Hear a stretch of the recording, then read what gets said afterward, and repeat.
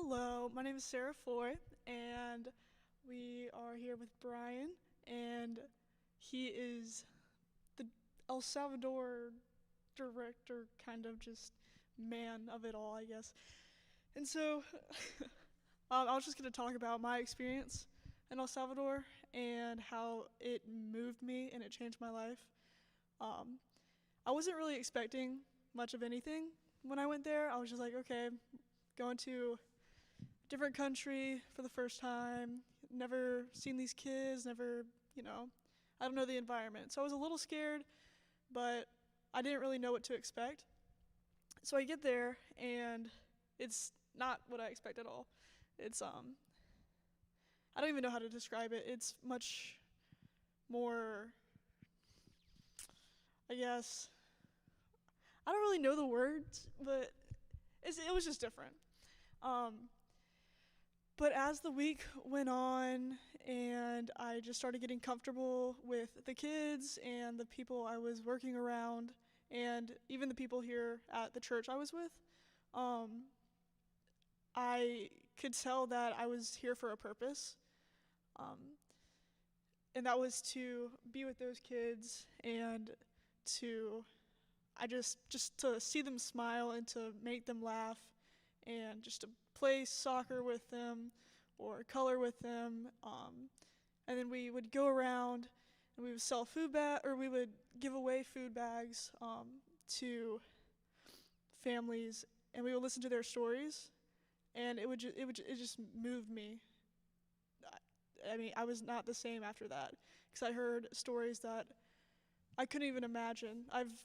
I live here in America, and I'm very well off, but these people, they have gone through so much, and they keep smiling through it all, and it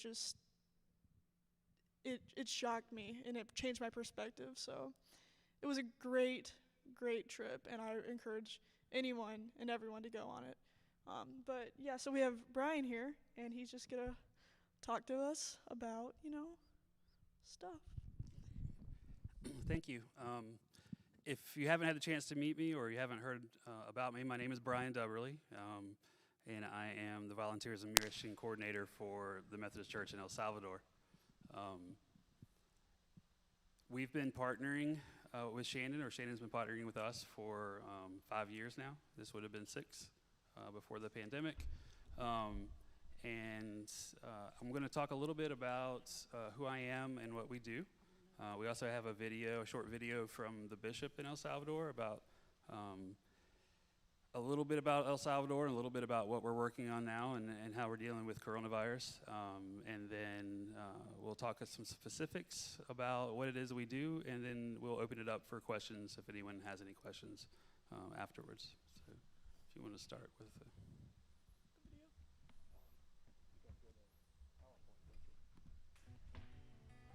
The Methodist Church in El Salvador was started back in 1994, Not that one. right after the The first slide.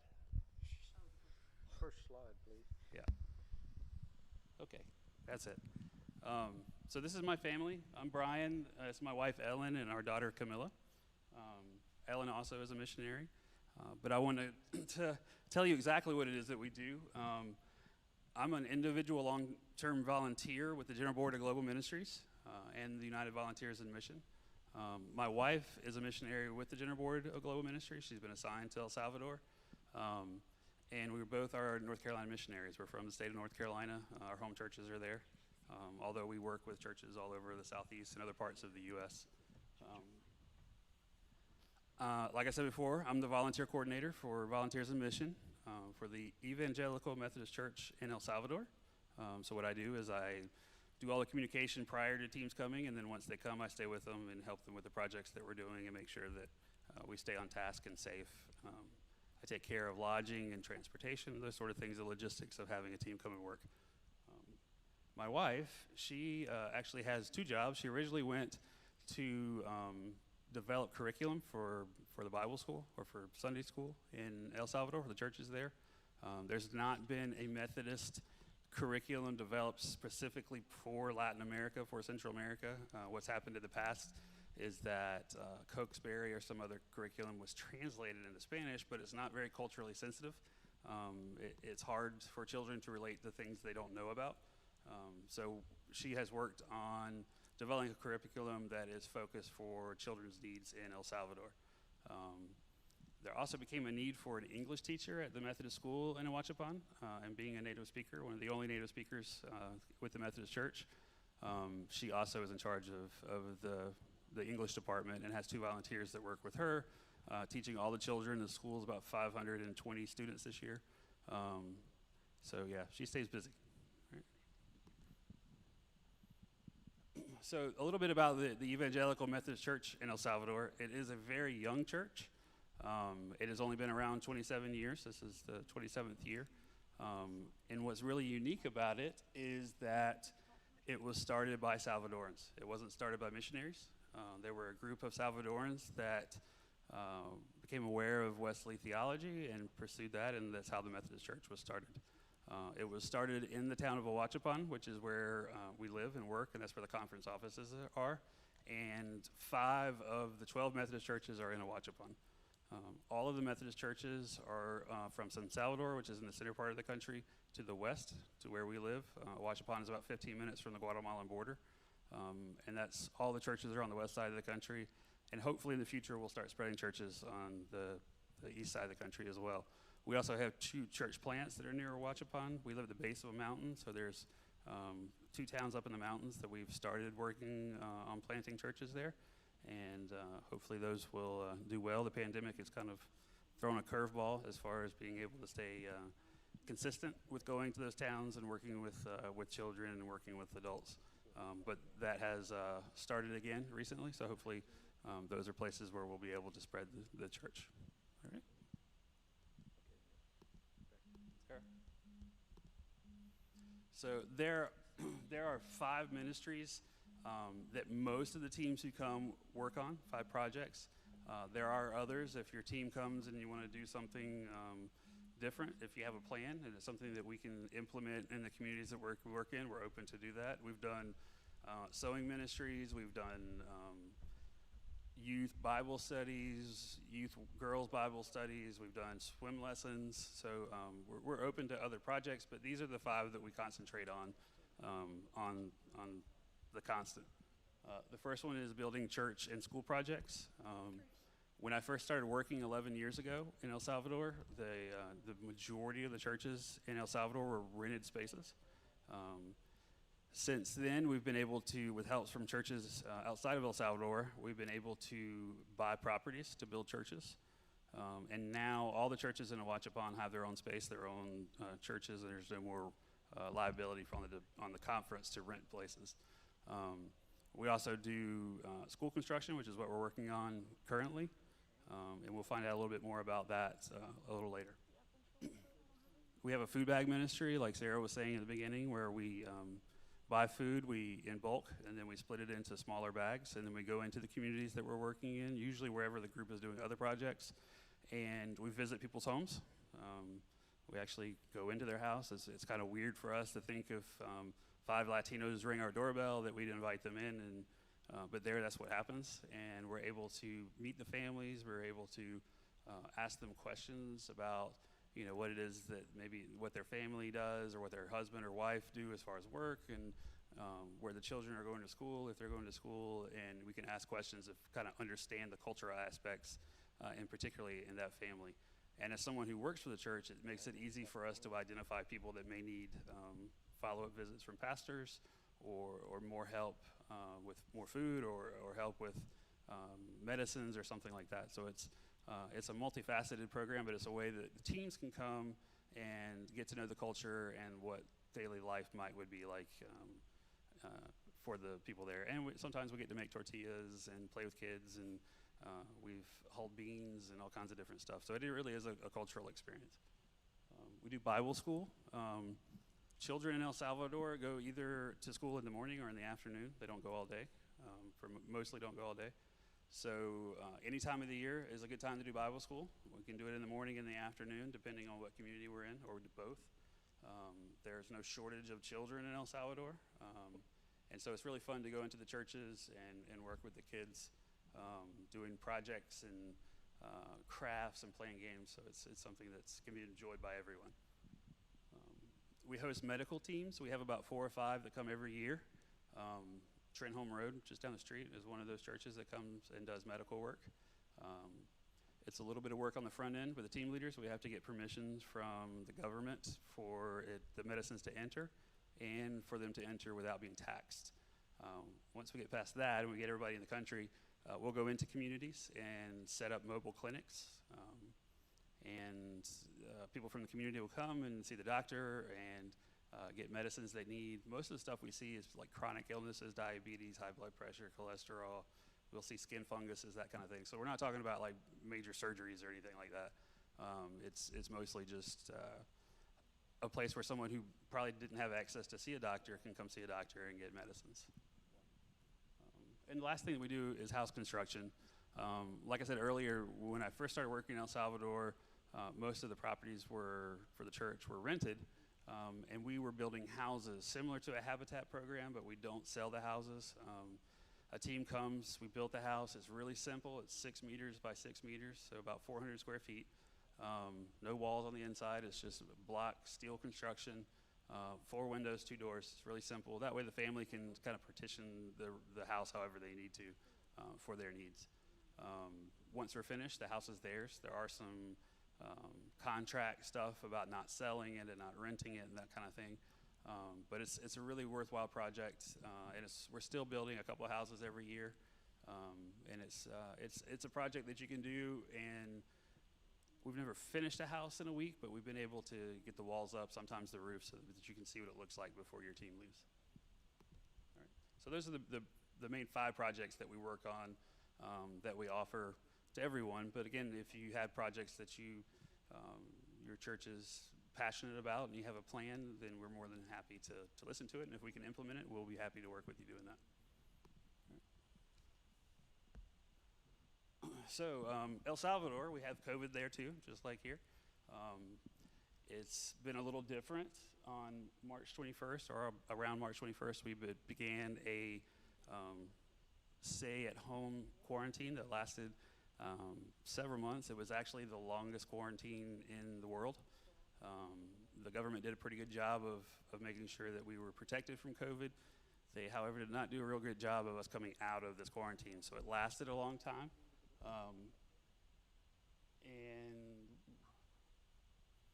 Let me get up where I can see what I wrote. I'm sorry. So yeah, the first part of it was just supposed to be 30 days. It was 15 days of like a shutdown of the country, and then 15 days for things to slowly return to normal.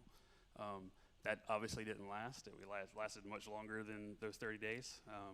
On June 26th, people were able to leave again and go back to going to work, and stores were able to open up again.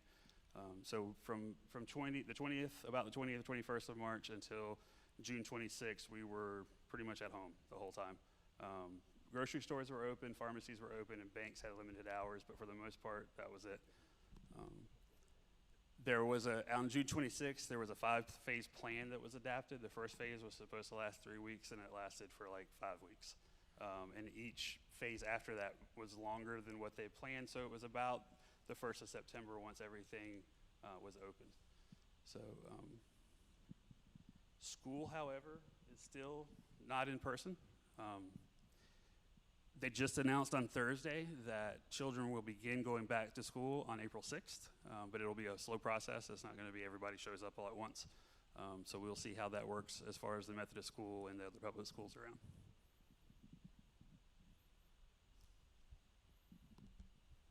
So the bishop made a short video that I want to share with you. His name is Juan de Dios Peña, and this is a little bit about just a really short history of the church, and a little bit about what we're doing construction-wise now and how that's been affected by coronavirus. The Methodist Church in El Salvador was started back in 1994, right after the Civil War that lasted 12 years. The peace agreements between the Salvadoran government and the guerrillas brought a feeling of freedom and opportunities.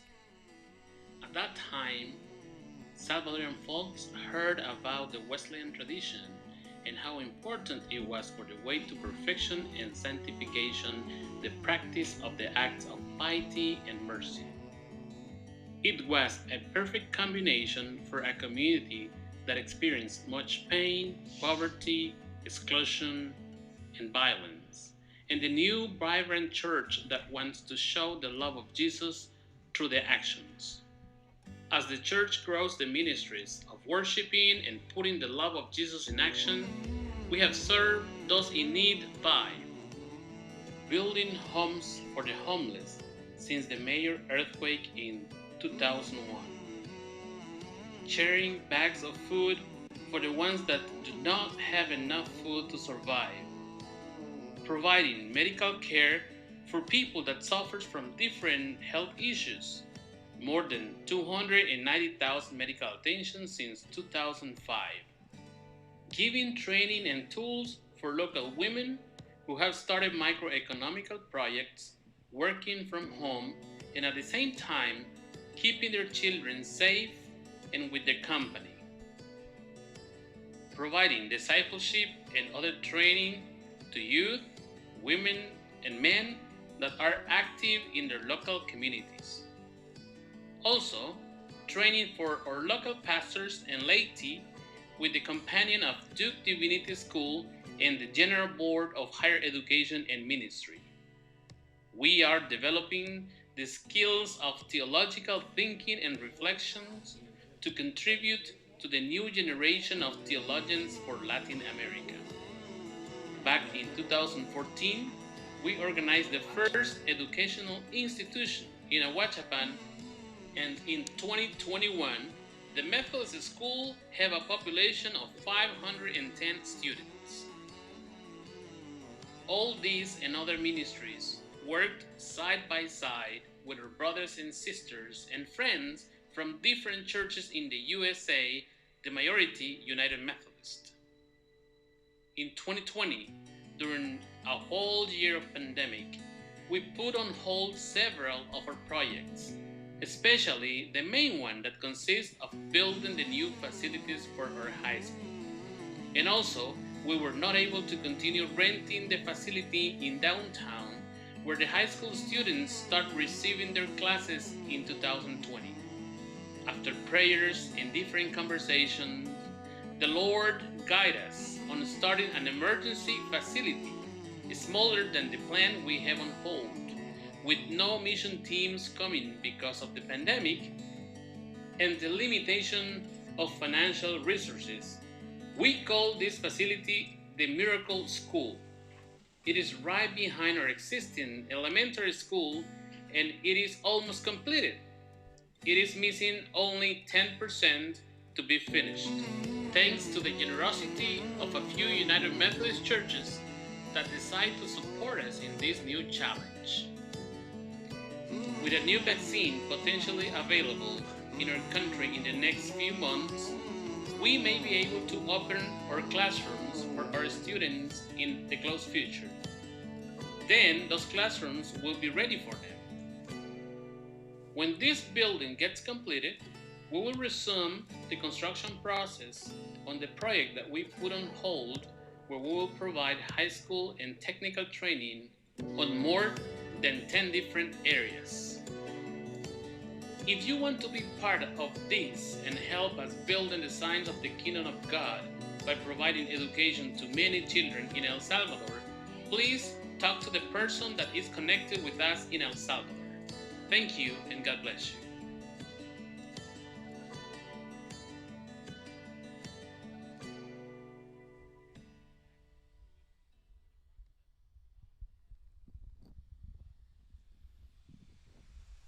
Okay.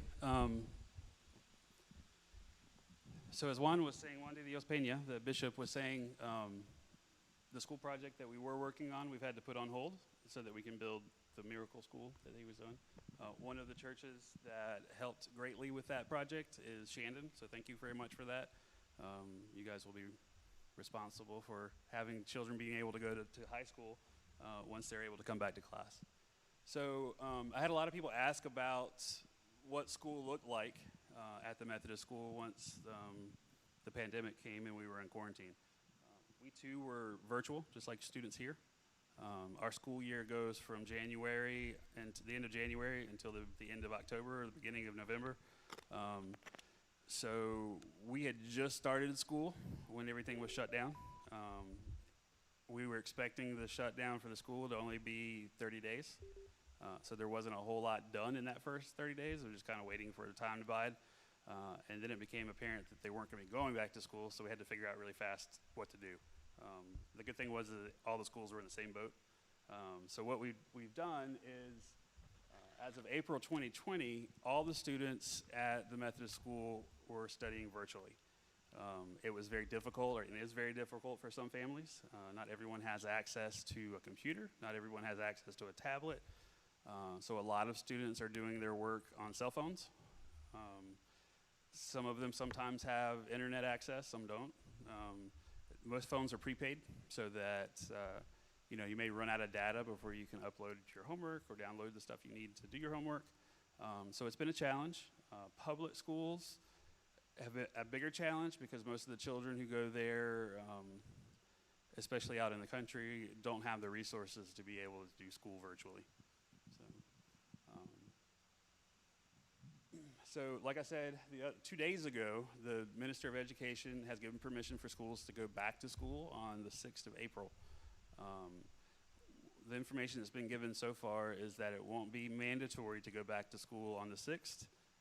It will be optional, and that there will be a slow process to get everyone back into school. There will be days where you're expected to attend in person, and then days where things will be virtual until everything is up and running again. So.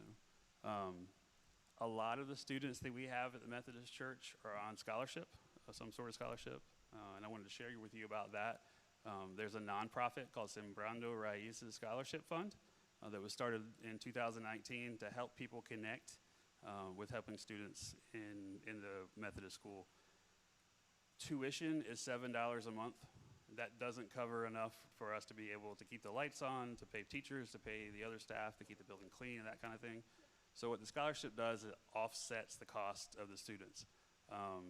And depending financially, the students that have scholarships, they may pay $5, they may pay $3, they may not pay anything at all, just depending on the individual situation.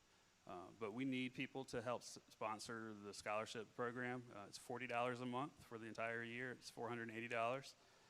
The website is up here.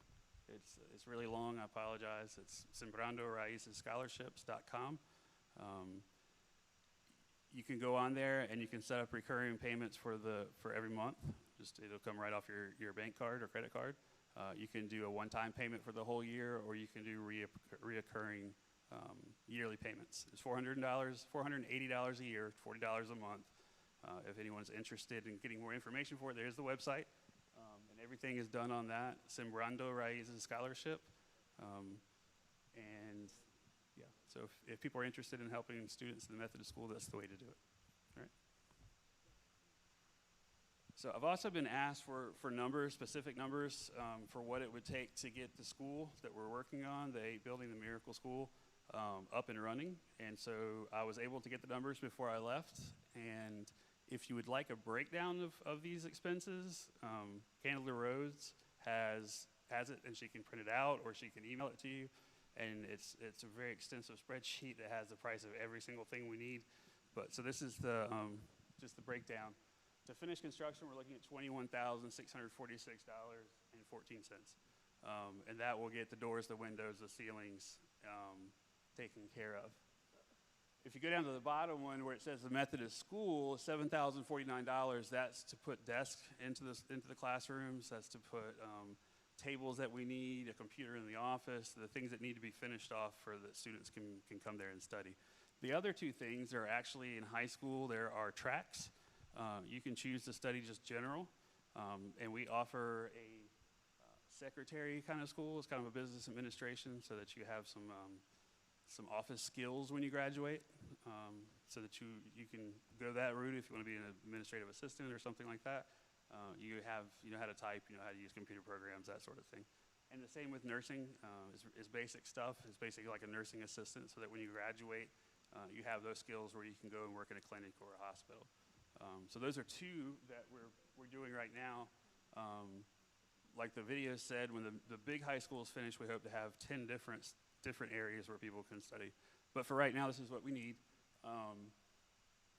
The nursing obviously is a lot more because we need a lot of very specific medical kind of things. But that one's $18,321.42. And then for the secretary stuff, $9,175.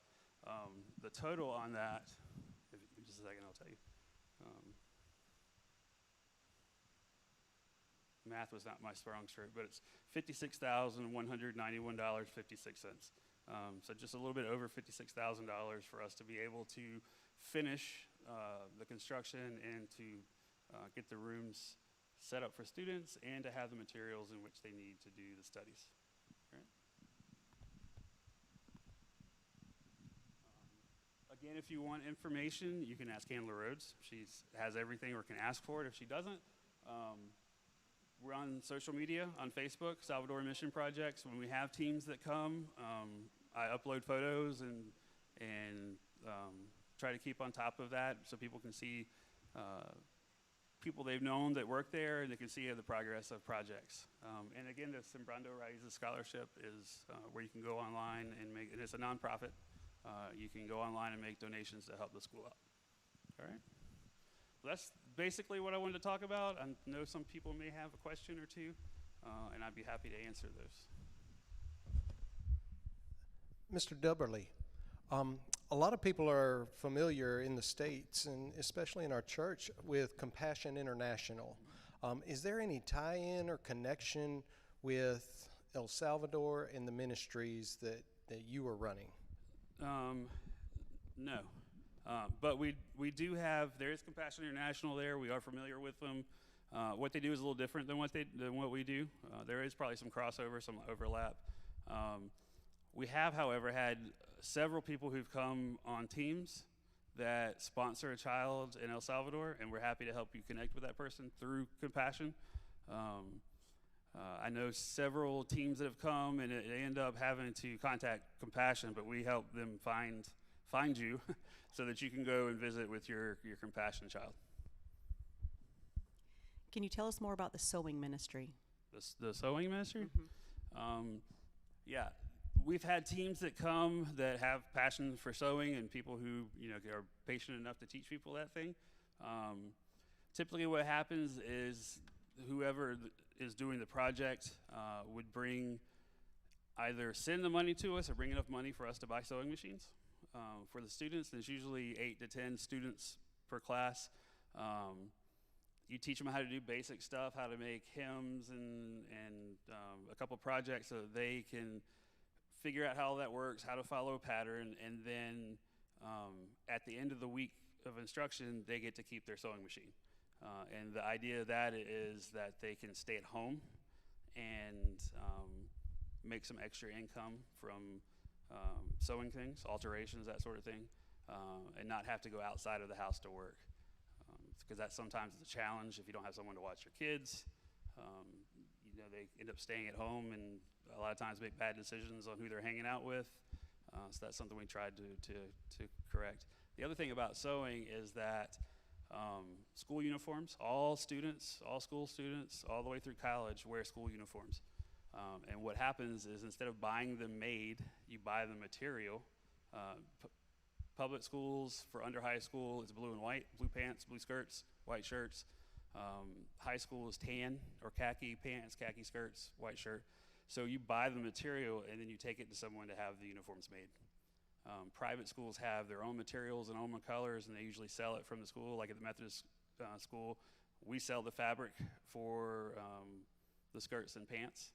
And so you buy however many yards you need, and then you take it to whoever your favorite person with a sewing machine is, and they're able to do the measurements and make your students' uniforms. So it is a ministry that is very helpful, especially for stay-at-home moms. It's a way that they can make a little extra money at home. What's the cost of the machine, like, to get someone started? To get someone started, the cost of a machine, that's a really good question. I think it's around $175. Sometimes we can find them at like $150-ish. Sometimes they're 180, 190, just depends on what's available to us. If we have more time and the money's sent ahead of time, we can shop around and talk with people, and maybe if we buy all 10 from one place, they'll knock some off the price. But it's usually about $175. And then whatever the material, if you need to buy material local, the fabric, whatever that might be, or you can bring it with you, either way. So, having been to El Salvador once, it was beautiful and it was wonderful, but there is a lot of poverty. There's also a lot of crime and a lot of gang activity. While we were there, Pastor Juan and yourself explained to our team that the school is an opportunity to get students or children off the streets and try to keep them out of the gangs. How successful are we with keeping those students in school, or is there a struggle with kids stopping coming to school? I wouldn't have specific numbers. That's because I don't work at the school every day. That's not what I do. But I could find out if you really wanted the exact numbers. But yes, we are able to, because of the price of our school, because it's accessible to most, even with scholarships, we're able to open it to people who wouldn't be able to go to school. They would go to public schools. Public schools are just like public schools everywhere. They're underfunded and crowded. So the idea of someone who has very little resource going to a public school and staying there, especially if there's multiple children, sometimes the family only has enough money to buy a uniform for one child or the books and stuff for one child. So they may go to school for a while, and then another kid goes for a school for a while. Because our school is accessible and it's private, we're able to retain children that come from those sorts of neighborhoods, especially around where the school is. There's a couple of rough neighborhoods, not terribly far, within walking distance, that, especially young boys, it's really tempting to make a few extra dollars. And then you do that a few more times, and then the next thing you know, you're in it. And once you make that bad decision to be in a gang, there's no getting out of it. They say that it's it's the gang or the cemetery kind of thing. So once you're there, you're there. You also have children that go to our school that come from a more rural area where farming is important. We have children that sometimes at the beginning of the year, they're not there the first week or two because they're picking coffee in the mountains. Their family depends on that. So yeah, it's not just the gangs. There's also socioeconomic reasons why people may or may not go to school. There's a couple of children that are entrepreneurs, and they may have a store in the market. They're 12 years old and they're selling, whatever it is they sell. So they're having to juggle that with going to school. And I think most kids that are there want to be there. They want to learn, and it's a safe environment. So yeah, it's a way, it's a ministry. It's not just a school. It's a way that we can minister to these children to let them know that they're worth something. They're not just a statistic, and give them self-worth and teach them about God and about Jesus, and that they can make better decisions. And it's not just the little boys or the little girls too. They make bad decisions and become teen moms. They too can join gangs. So it's important for us to keep the kids off of the street, in class, not hanging around their house all day long. And if you have a family where both parents work outside the house, it's really easy to do that. So we're trying to teach kids that there's other options. The other thing that we are trying to do is, if we can give opportunity for education, children have more choices. The idea that I'm someone who believes the difference between those who have and those who have not is opportunity. If the child has an opportunity to go to school and get an education, then they have an opportunity to get a better job, which leads to breaking up that cycle of poverty, and it also makes it worthwhile for them to stay in their country. So they're not as tempted to need to come to the U.S. or to Europe or to another country, whether documented or undocumented, to be able to, for their family to survive. So yeah, the Schools of Ministry is a ministry to help people in El Salvador make better decisions, break the cycle of poverty, break that cycle of violence, and hopefully break the cycle of, unnecessary immigration out of the country.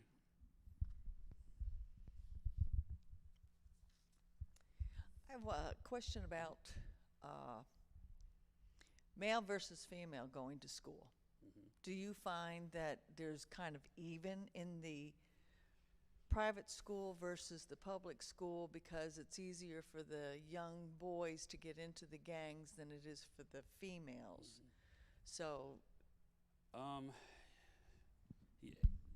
Again, I wouldn't have numbers to give you, but I can tell you what I see.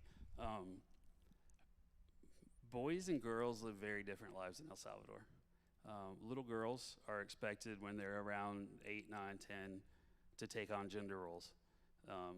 They help clean the house, they help do the laundry, they help cook, they look after the smaller children.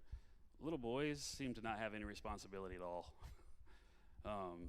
Until they get to an age where if their family does farming or raises cattle or something like that, then they're expected to do a little more. They may have to go out and collect firewood with their dad or an uncle or grandpa, whoever's with them.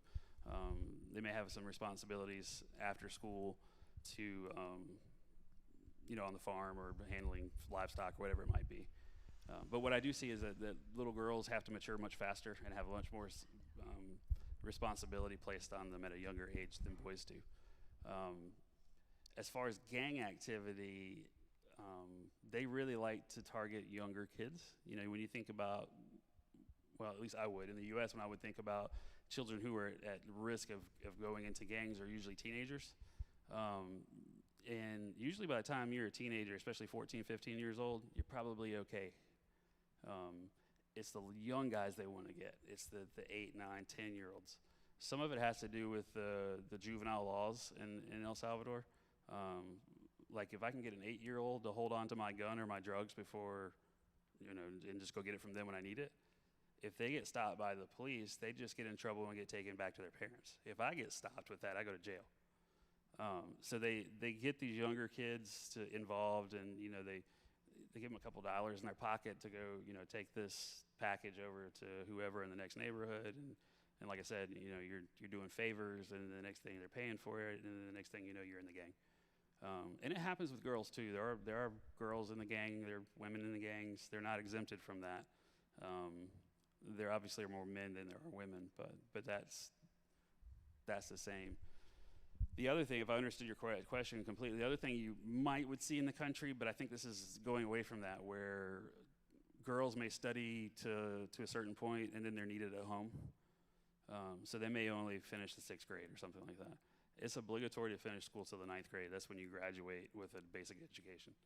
But I think there's been a change of that. The literacy rates are higher and that kind of thing. So I think that's more of a last generation kind of thing. But I'm sure there's still houses where if they have to choose between the boy and the girl to go to school, it's probably the little boy that's going to go, not the little girl. Okay, I wanted to say at this point, and this is Candler, if anyone wants more information, you can reach out to me, either give me a call or send me an email, and I will be happy to provide some more detailed information to everybody. But any last minute things you want to say, Brian, to wrap up this program? I just want to say thank you for allowing me to come and share. Hopefully you've learned a little bit about what's going on in El Salvador. I would love to see you guys as soon as we can start having teams again. But I would love to see some new faces on the Shandon team. I know you're trying to organize some different projects to bring in more people. And like Sarah said at the beginning, it is a life-changing experience. Just being exposed to something and being out of your comfort zone for a little while. God is easier to listen to when we don't have daily distractions.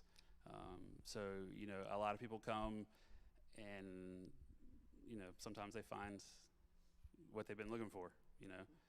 So I do encourage you, if you're able to come. If you're not able to come, help someone else come. And if you're not able to do that, we certainly need prayers. We all need prayers. If you can pray for the ministry, that would be absolutely wonderful. So, but I do want to say thank you for your support of the ministries. Thank you for supporting me, and I'm really excited that I was able to come and visit. Hopefully this won't be the last time. So thank you. We hope so too. Thank you so much.